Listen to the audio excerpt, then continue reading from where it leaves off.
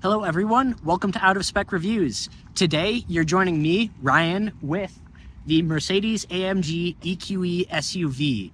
Today we're taking it on the 10% challenge, which is essentially our road trip simulation test. Let me tell you a little bit more about this car and about our testing. This is the Mercedes AMG EQE SUV, and if I can say so myself, I think it looks pretty good. A hell of a lot better than the EQE sedan, at least in my opinion.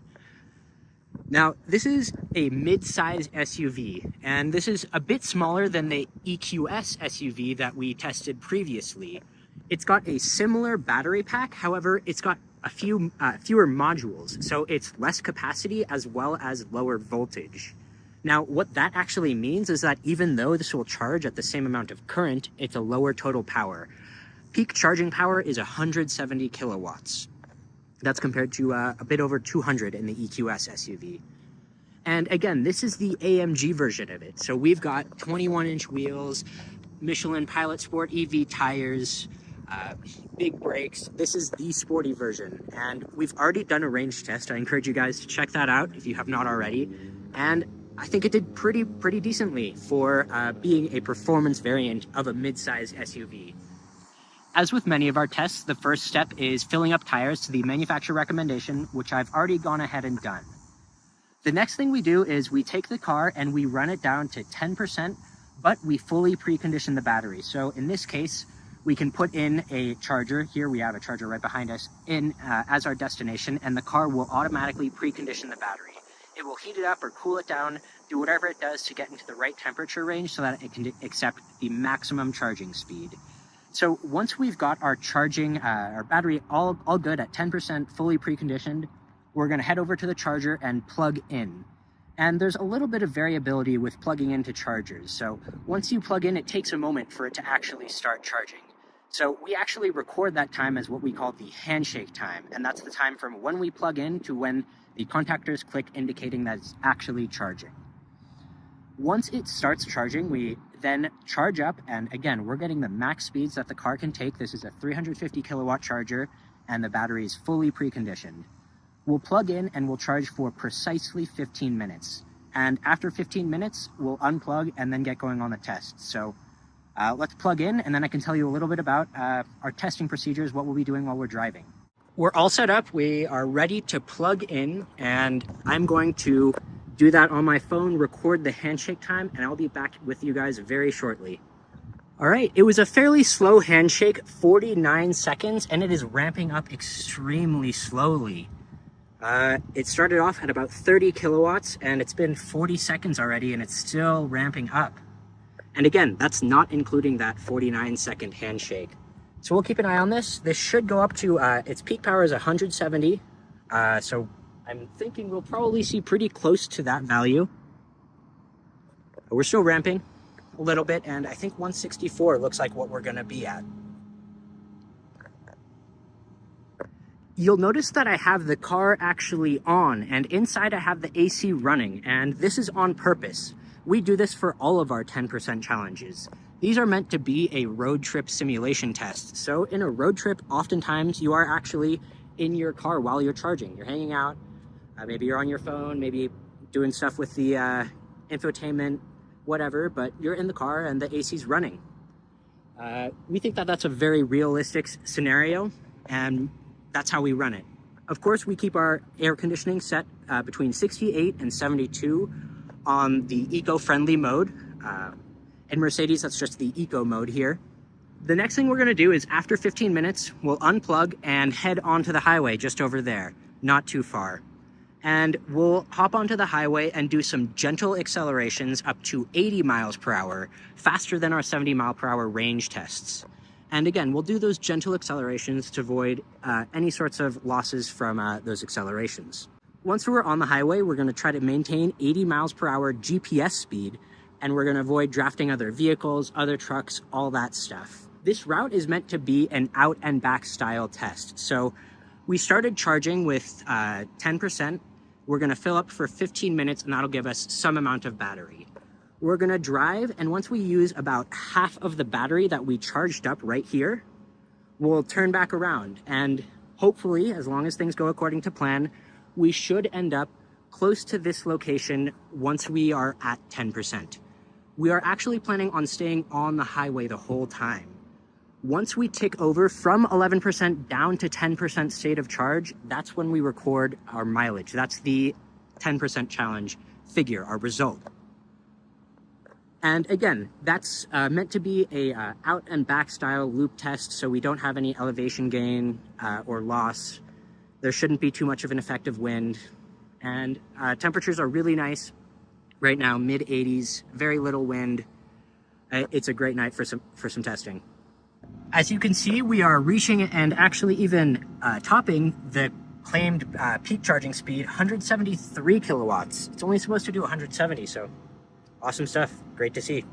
We're 10 minutes into the session and it just started limiting its charge power. It peaked at 174 kilowatts and it was holding 500 amps. Nears makes no difference, 500 amps for a full 10 minutes. I think this is going to get a ton of energy over this 15 minutes. I'm pretty impressed. We're reaching the end of our session, and I'd like to point out we're still taking 157 kilowatts. We've barely tapered at all. Crazy impressive stuff. And end session. Got up to 51% state of charge and 39.9 kilowatt hours dispensed. It was basically pegged at its maximum charging speed the entire 15 minutes. A great charging session by the EQE SUV. Now let's unplug and get on the road. Also wanted to show you, we've got some battery info. The battery's at 118 Fahrenheit, so pretty hot, but certainly not in the red. Pretty impressive considering it just did that fast charging session and it's still 80 degrees outside. You're joining me a few minutes into the drive. Things are going great. Very, very little traffic, so we're able to maintain this 80 mile per hour speed. 83 indicated is actually 80 GPS speed, so that's what we're set at. You can also see I'm in the comfort mode, and that's important because it retunes how the motors react and how it does everything to optimize efficiency for this vehicle. Also, I've got the AC set to 72, and you can see the green means it's in eco mode. So we're just gonna stay on this highway, try to maintain 80, and see how far we can get. We charged up to 51%, meaning we added 41%. We should turn around after using approximately 20%, meaning we should turn around when we reach around 30-ish percent state of charge.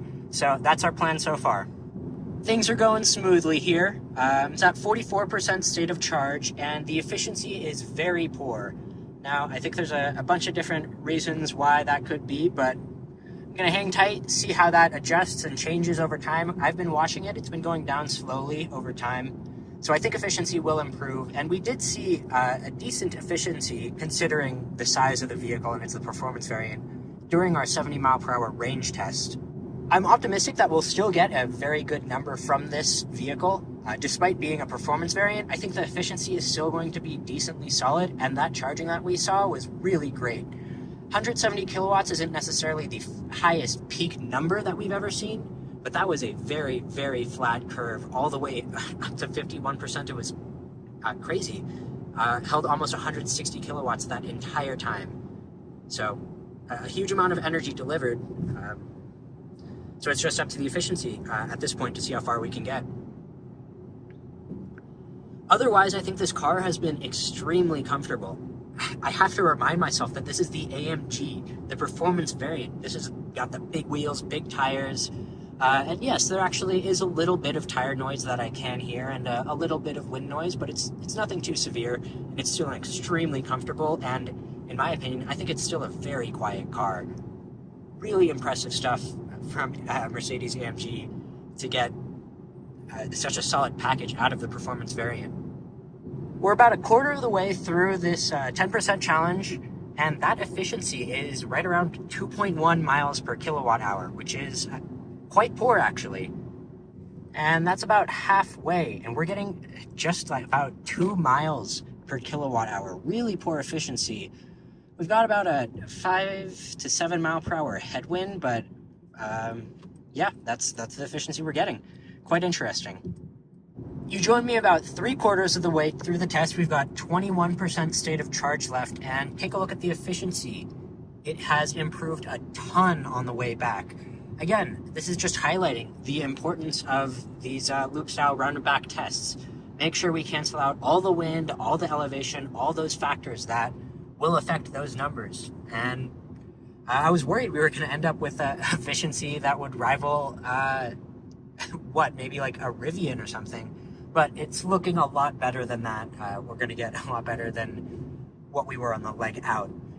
Efficiency was great on that return leg. So what we're going to be doing here is just doing a loop around. We're going to be staying on the highway so we can maintain that 80 miles an hour and just flip around.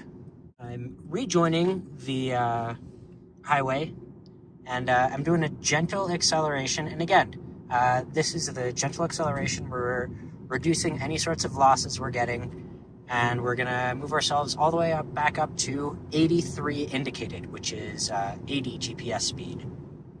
I think we'll turn around when we've got about 13, and we can count it down when it crosses over to 10, from 11 down to 10, and that'll be our figure. And again, those are some numbers that we've got right now. But we'll keep going. And there it is, 10% state of charge. That's 2.4 miles per kilowatt hour and 87 miles. It just ticked over to 88, but 87 miles was the number. Wow, all right, so I think those are pretty decent numbers. The efficiency is not anything super great. But 87 miles from 15 minutes of charging, I think is pretty solid. It's very respectable. And again, I'm trying to keep in mind that this is the performance variant. This isn't the range version. This isn't the road tripping version. This is the sporty one if you want to go fast. The real spicy one. Well, we made it back to the EV Go station, and I think that's a good wrap for the test. 2.4 miles per kilowatt hour is really not too great, but I think it's important to remember that we're going 80 miles per hour in this test. And again, this is the AMG EQE SUV. This is the performance version, and of course, with higher performance, you should expect lower efficiency. If you wanted more range, you can always go for a lower trim of the EQE SUV. Those are options, but regardless, I think the charging that we saw during this test was really, really impressive. 51%, up to 51% in those 15 minutes and almost 40 kilowatt hours delivered. It was an extremely flat charging curve, well above 150 kilowatts for the entire time, which is really solid, really impressive, and not a ton of cars can match that kind of a charging curve. I'm really pleased to see that. And furthermore, the result of 87 miles, even with the relatively poor efficiency, that's a pretty good number. In 15 minutes, you can get an honest hour plus of driving on the highway is really solid. I think that's a good road trip result. And, you know, if you wanted something more, you can get the higher range versions of the EQE SUV, but I think this is still a great option and very capable as a road tripper. I'm excited to hear what you guys have to think. See you guys on the next one.